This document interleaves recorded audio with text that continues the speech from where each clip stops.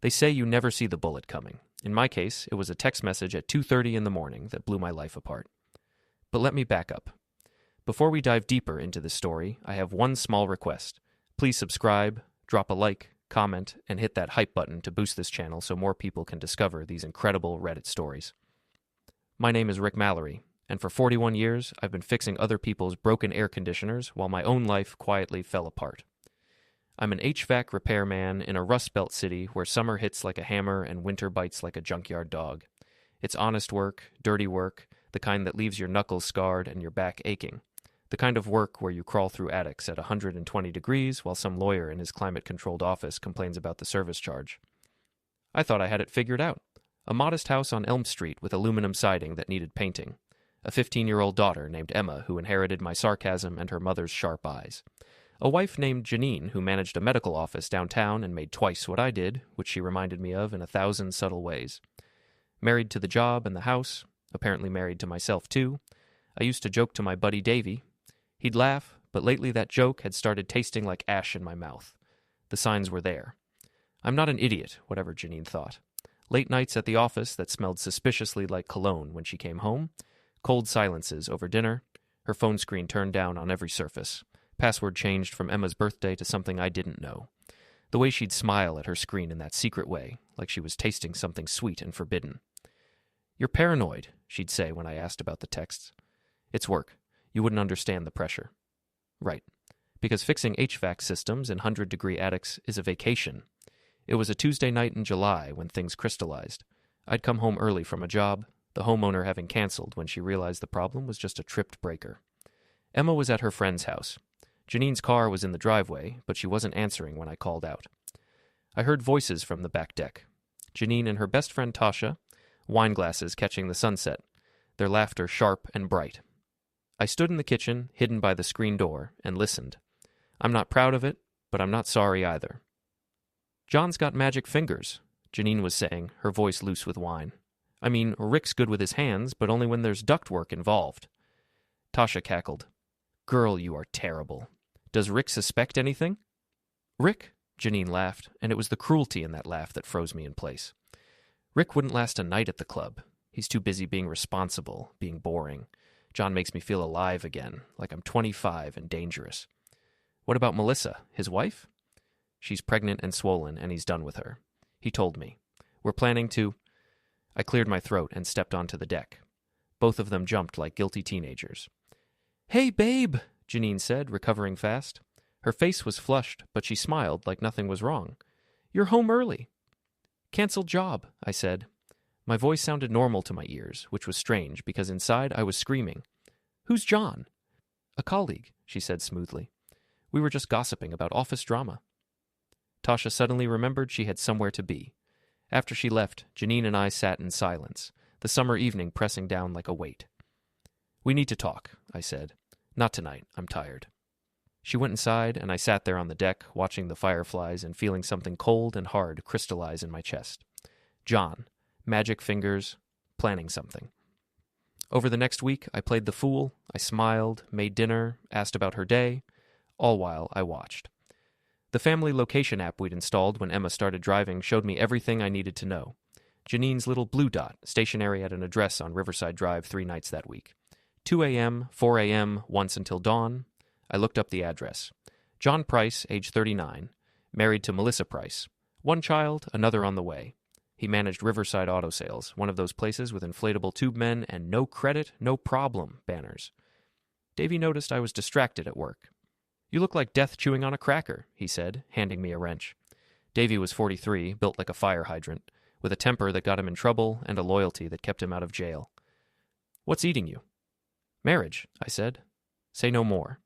He'd been divorced twice. "They're all crazy. What did she do?" "Still gathering evidence." "Evidence." He grinned. "That sounds ominous." Then came the text. 2:30 a.m., my phone buzzing on the nightstand. Janine's side of the bed cold and empty. I grabbed it, squinting at the screen. "Janine, I'm at John's house. Pick me up or we're done." I stared at those words for a long time. The ultimatum, the audacity, the sheer goddamn arrogance of it. My thumbs moved across the screen. "Me? We're done." I turned off my phone and lay back down. My heart was hammering, but my hands were steady, because in that moment, staring at the ceiling of my bedroom in the house I'd worked overtime to afford, an idea began to form. Not revenge, not yet, something better. Justice. I didn't sleep. How could I? Instead, I lay there in the dark, thinking, planning. By the time dawn crept through the blinds, I knew exactly what I was going to do. First, I opened the family location app. There was Janine's little blue dot, still at John's address on Riverside Drive. I took a screenshot. Then another. Time-stamped, dated, GPS coordinates clearly visible. Then I did something that would change everything. I looked up Melissa Price on social media. Found her easily. Pregnant belly photos, gender reveal party pictures, posts about nursery colors and baby names. She looked happy. Glowing. Completely unaware that her husband was currently in bed with my wife. I sent her a direct message with the screenshots attached. Me. You deserve the truth. I'm Rick Mallory. Our spouses are together right now at your address. I'm sorry you have to find out this way. I hit send before I could second-guess myself. Then I got up, made coffee, and went to work. I turned my phone back on in the truck. It immediately exploded with notifications. 17 missed calls from Janine, 23 texts progressing from angry to panicked to desperate, 6 calls from Tasha, 3 from numbers I didn't recognize. I deleted them all without reading and drove to my first job of the day. You look different, Davy said when I met him at the supply warehouse, like you just won the lottery or committed a murder. Neither, I said. Just sent some truth into the world. Let's see what happens. What happened was spectacular. By lunchtime, my phone was still blowing up. I finally read Janine's texts while eating a sandwich in my truck. Janine, where are you? Janine, Rick, answer your phone? Janine, what did you do? Melissa showed up here screaming. Janine, the police came. The police. Janine, you've ruined everything, you bastard. Janine, please call me. We need to talk. I smiled and took another bite of my sandwich. Tasha's texts were even better. Tasha, Rick, what the hell did you do? Tasha, Melissa is posting everything on Facebook. Tasha, the whole neighborhood saw her screaming at John's house. Tasha, you have no idea what you've started. Actually, I had some idea. I spent the afternoon installing a new AC unit in a dental office, working methodically, my mind clear for the first time in months. The dentist's receptionist kept glancing at me nervously, probably wondering why I was humming while I worked. After my shift, I met Davy at Murphy's Bar, our usual spot. Dark wood, cheap beer, sports on TV, and bartenders who knew when to talk and when to pour in silence. I was 2 beers in when Tasha found me. She stormed through the door like a hurricane in heels, her face flushed with anger. Several regulars turned to watch the show. Rick Mallory, you son of a bitch, she said, loud enough for the whole bar to hear. Tasha, I raised my beer in greeting. Can I buy you a drink? Don't you dare act casual. Do you know what you've done? Melissa Price is destroying John on social media. She posted the screenshots, Rick. Everyone knows. John's boss knows, his clients know, the whole city knows. Good, I said. Good? Good? Janine is devastated. Janine is devastated that she got caught, I corrected. There's a difference. Davy was watching with interest, his hand wrapped around his beer bottle like he was ready to use it as a weapon if needed. She made a mistake, Tasha said. People make mistakes. You didn't have to blow up her entire life. She blew up mine first, I said. I'm just returning the favor. And Tasha? You knew. You sat on my deck, drank my wine, and laughed about it. So you can take your righteous indignation and shove it. Her face went pale, then red. You're going to regret this. I doubt it, I said, but thanks for the warning. She left in a fury. Davy let out a low whistle. Brother, he said, you just declared war. No, I said, finishing my beer. They declared war when they decided I was too boring to matter. I'm just showing them what boring looks like when it gets angry. That night, I finally looked at Melissa Price's social media. Tasha was right. She'd posted everything. The screenshots, a long post about betrayal and lies, photos of John's clothes and garbage bags on the lawn. The comments were brutal and beautiful. Comment, I always knew he was trash. Comment, you deserve so much better, Melissa. Comment, who's the homewrecker? Comment, Janine Mallory. She works at Riverside Medical. I used to go there. Not anymore. I felt a twinge of something. Not quite guilt, but close. Then I remembered Janine's laugh on the deck. Rick wouldn't last a night at the club. The twinge disappeared. My phone buzzed. Emma. Dad, what's going on? Mom's freaking out and won't tell me anything. Emma, are you guys getting divorced? I called her immediately. Hey, kiddo. Dad. Her voice was small, scared. What happened? Your mom and I are having problems, I said carefully. Adult problems, but it's not your fault, and you're not in the middle of it, okay? Everyone's talking about it online. Some girl at school sent me a screenshot of Mrs. Price's post. I closed my eyes. Of course. High school was a gossip mill that made Facebook look tame. I'm sorry you found out that way, I said. I'm sorry for all of this. But Emma, I need you to know I love you. No matter what happens between your mom and me, that doesn't change. I know, Dad. A pause. Did Mom really cheat on you? No point lying. She'd find out anyway. Yeah, kiddo, she did. That's messed up? Yeah, I agreed. It really is. Janine showed up at the house the next morning while I was making breakfast. I'd changed the locks the night before, a simple job when you know your way around hardware, so her key didn't work. She pounded on the door hard enough to rattle the frame. I opened it and stood in the doorway, blocking her entrance. She looked terrible. Eyes red and swollen, hair uncombed, wearing the same clothes from yesterday. For a moment, I almost felt sorry for her. Then she opened her mouth. How could you? She hissed. How could you do this to me? Do what exactly? I asked. Tell the truth? Yeah, that was pretty terrible of me. You sent those screenshots to Melissa. You knew what would happen. I knew she deserved to know her husband was cheating on her while she's pregnant with his child, I said. Just like I deserved to know my wife was cheating on me. Funny how that works. This is different. How? How is it different, Janine? She struggled for words. You've destroyed everything. My job, my reputation, my friends. You destroyed those things, I said. You made the choices. You texted me at 2:30 in the morning from your boyfriend's house and gave me an ultimatum. What did you think was going to happen? That I'd come pick you up and pretend everything was fine? I want to come home. No. This is my house too. Was, I corrected. You made your choice. You chose John. Go live with John. He kicked me out. Melissa destroyed his car. His boss suspended him. He's not my problem, I said. Should have thought about consequences before you started sleeping with a married man. I have nowhere to go. Your mother's place is nice this time of year. Her face twisted with rage.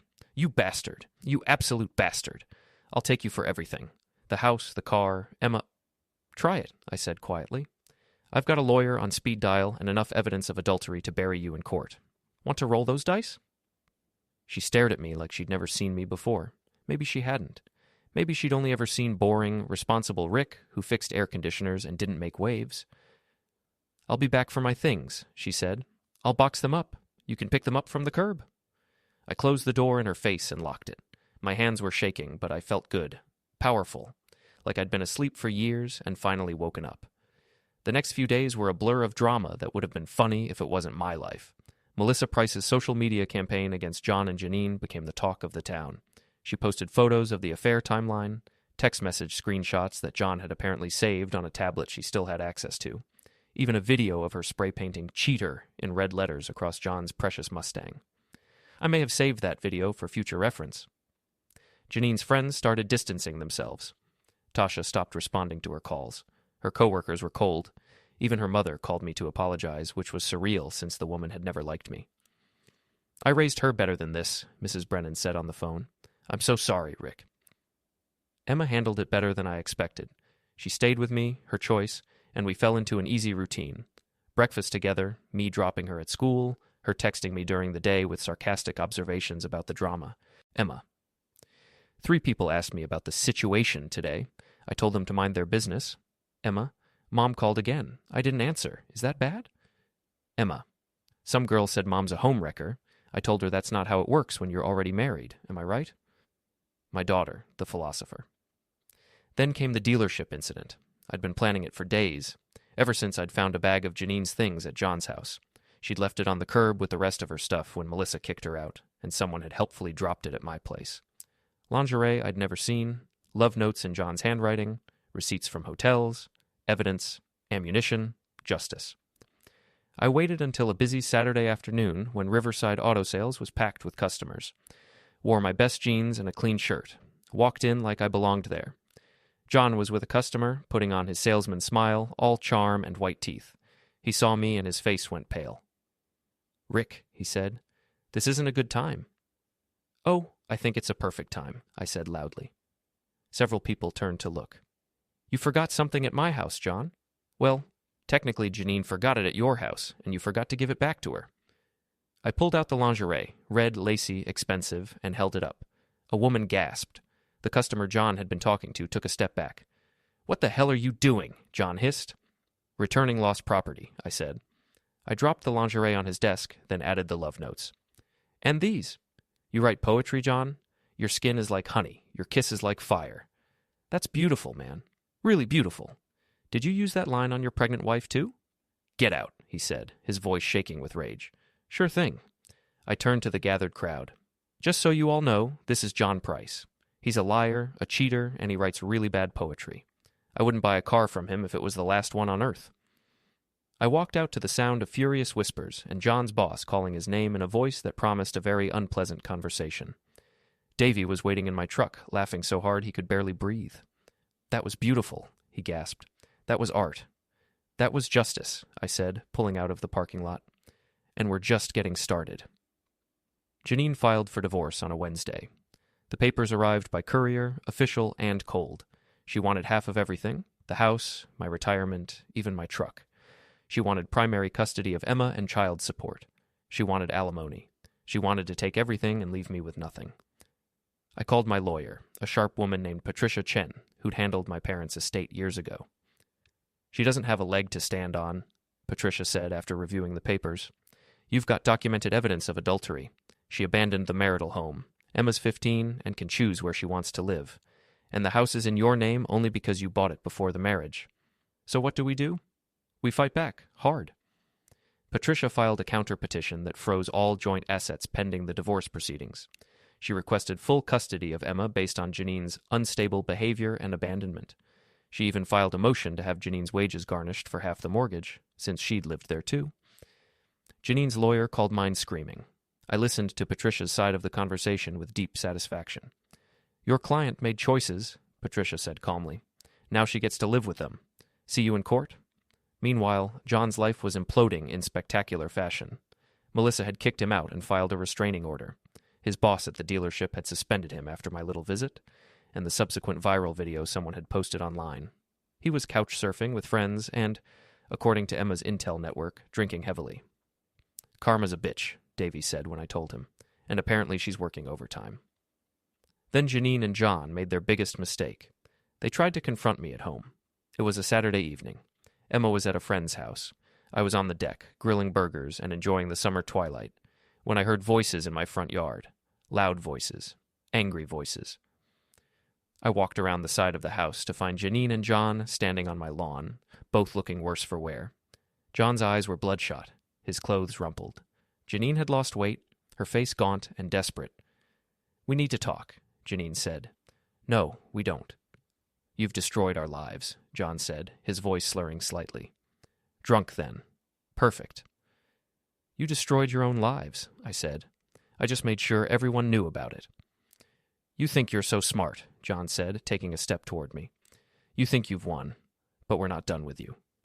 That sounds like a threat. I pulled out my phone and started recording. Please, continue. I'm sure the judge will love this. Put that away, Janine snapped. No, I don't think I will. John lunged at me.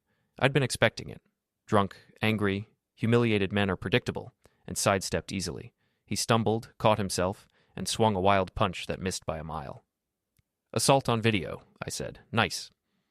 Davy's truck pulled up at that moment. I'd texted him earlier just in case, and he jumped out, all 240 pounds of him. Problem here? He asked. John took one look at Davy and backed up. This isn't over, he said. Yeah, it is, I replied. Go home. Oh, wait, you don't have one. My bad. They left, Janine practically dragging John to his car. I sent the video to Patricia with a note. More evidence. But the best part came the next day. Emma, brilliant, devious Emma, had been planning something. She'd set up security cameras around the house, cheap ones from Amazon but effective, and caught the entire confrontation.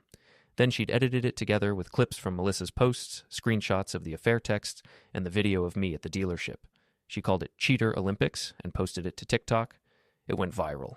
20,000 views in the first hour, 50,000 by evening. By the next morning, it had over 200,000 views and had been shared to Twitter, Instagram, and Facebook. The comments were brutal and beautiful. Comment, "This dad is a legend." Comment, "The way he dodged that punch, I'm dead." Comment, "Cheaters deserve everything they get." Comment, "That lingerie drop at the dealership, though." Janine called me, screaming so loud I had to hold the phone away from my ear. "Tell Emma to take it down. Tell her right now." "Emma's 15, I said. "She makes her own choices. Maybe you should have thought about how your actions would affect her before you decided to blow up our family." "I'll sue her. I'll sue you." "For what? Posting factual information? Good luck with that." She hung up. I high-fived Emma, who was grinning like she just won the lottery. "I learned from the best," she said. "Your mother's going to kill me." "She'll have to get through me first," Emma said, and the fierce love in her voice made my throat tight. That's when I knew we were going to be okay. Whatever else happened, Emma and I were going to be okay. Things quieted down for a few weeks. The viral video eventually faded from social media, replaced by newer scandals and fresher drama. Janine moved in with her mother. John found an apartment and started working at a different dealership across town. The divorce proceedings ground forward with all the speed and grace of a glacier. I should have known it was the calm before the storm. The neighborhood block party was my idea. We did one every year, grills in the street, kids running around, music and laughter and community.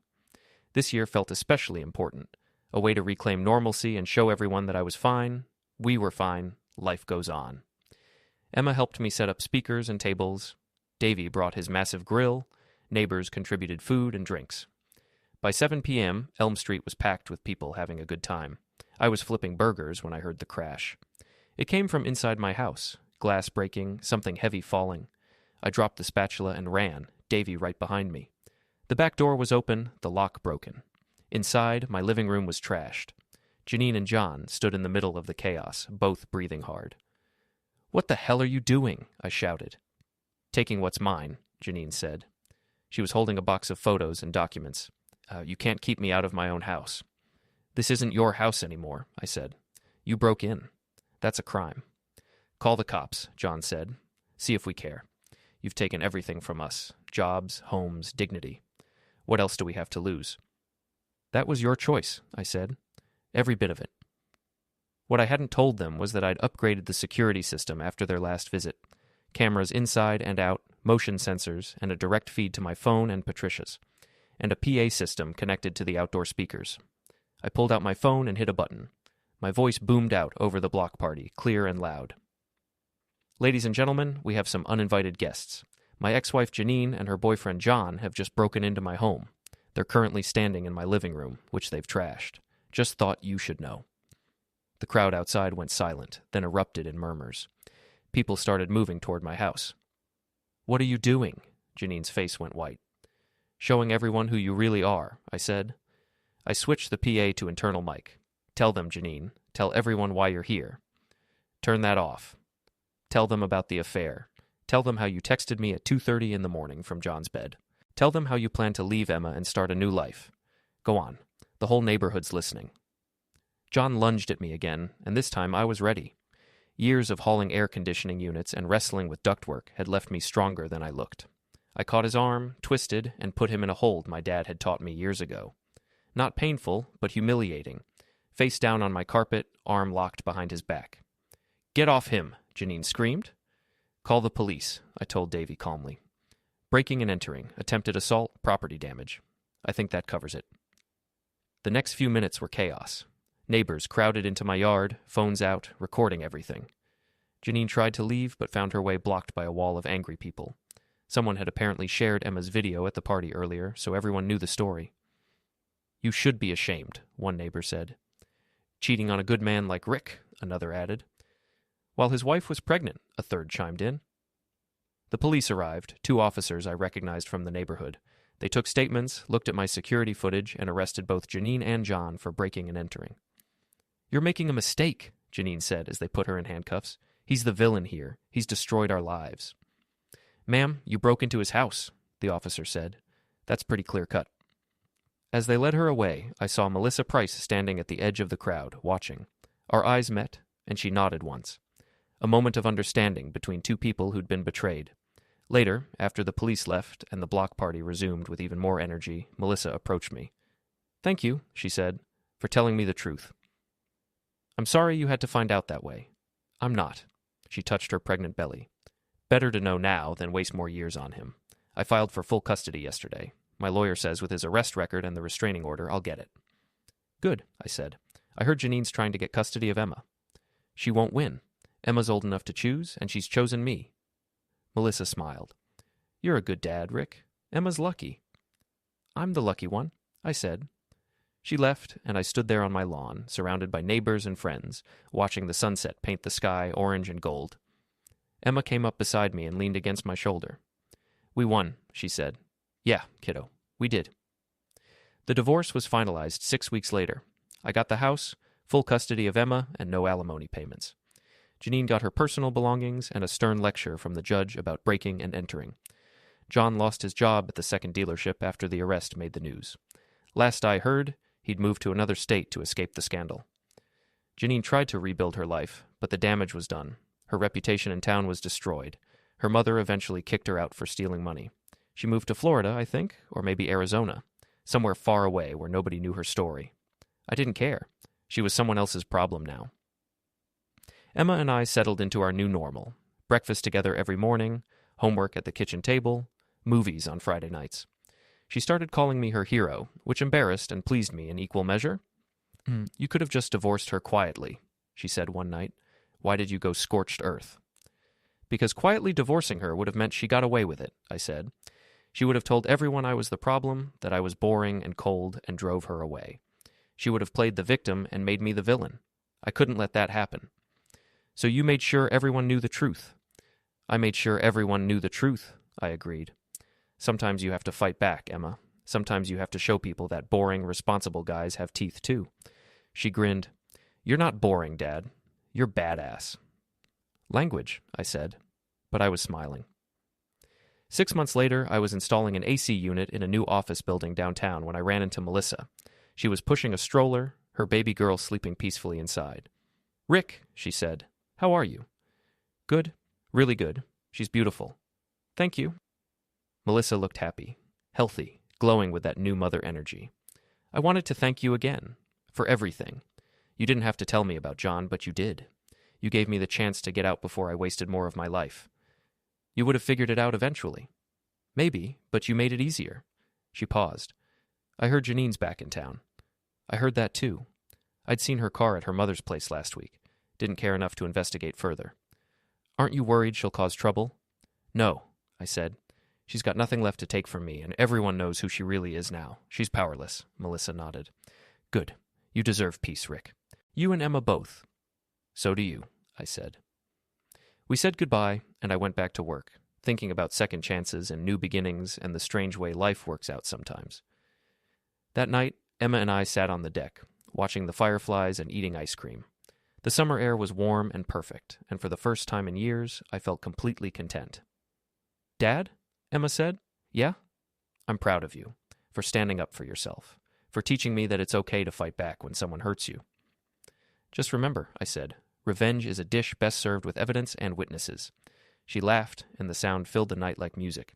Some people say revenge is wrong, that you should take the high road and turn the other cheek. Those people have never had their lives blown apart by someone they trusted. They've never felt the cold fury of betrayal or the hot satisfaction of justice served. I don't regret what I did, not one bit.